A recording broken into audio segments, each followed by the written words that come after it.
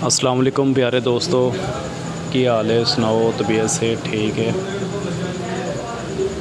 ਅੱਜ ਬਲਾਲਗੰਜ ਦੇ ਵਿੱਚ ਜੀ ਬਾਰਿਸ਼ ਹੋਣ ਡਈ ਹੈ, ਮੱਠੀ ਮੱਠੀ ਬਾਰਿਸ਼ ਹੋਣ ਡਈ ਹੈ।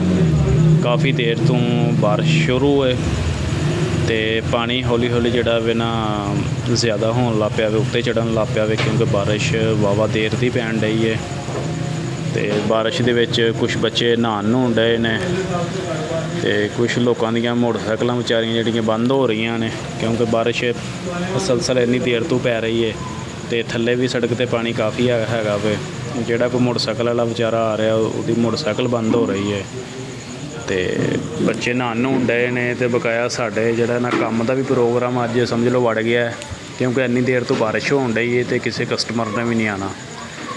ਤੇ ਅਸੀਂ ਵਿਹਲੇ ਬੈਠੇ ਹਾਂ ਫਿਲਹਾਲ ਦੁਕਾਨ 'ਤੇ, ਇੰਤਜ਼ਾਰ ਕਰਨ ਡਏ ਹਾਂ ਕਿ ਬਾਰਿਸ਼ ਰੁਕ ਜਾਵੇ, ਕੋਈ ਕਸਟਮਰ ਵਗੈਰਾ ਆ ਜਾਵੇ ਅਤੇ ਜ਼ਰਾ ਕੋਈ ਕੰਮ ਕੁਮ ਕਰ ਲਈਏ। ਪਰ ਫਿਲਹਾਲ ਕੋਈ ਨਜ਼ਰ ਨਹੀਂ ਆ ਰਿਹਾ ਕਿ ਬਾਰਿਸ਼ ਰੁਕੇਗੀ ਅਤੇ ਕੋਈ ਕਸਟਮਰ ਆਏਗਾ, ਸਾਡਾ ਕੋਈ ਕੰਮ ਕੁਮ ਚੱਲੇਗਾ।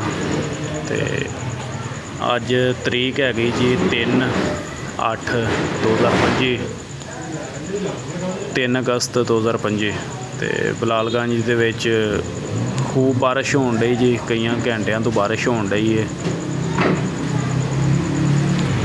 ਬਸ ਹੁਣ ਸਾਡੀ ਸਲਾਹ ਬਣਨ ਡਈ ਹੈ ਕਿ ਬਾਰਿਸ਼ ਤਾਂ ਵਾਹਵਾ ਦੇਰ ਦੀ ਹੋ ਰਹੀ ਹੈ ਅਤੇ ਇਹਨੇ ਰੁਕਣਾ ਪਤਾ ਨਹੀਂ ਕਦੋਂ ਹੈਗਾ ਵੇ। ਅਤੇ ਹੁਣ ਦੁਕਾਨ ਤੋਂ ਮੁੰਡੇ ਨੂੰ ਭੇਜ ਕੇ ਜ਼ਰਾ ਪਕੌੜੇ ਮੰਗਵਾਉਂਦੇ ਹਾਂ, ਨਾਲ ਕੋਈ ਚਾਹ ਚੂਹ ਮੰਗਵਾਉਂਦੇ ਹਾਂ, ਜ਼ਰਾ ਛੋਟੀ ਜਿਹੀ ਪਾਰਟੀ ਹੋ ਜਾਏਗੀ ਅਤੇ ਓਨੀ ਦੇਰ ਨੂੰ ਬਾਰਿਸ਼ ਵੀ ਰੁਕ ਜਾਏਗੀ।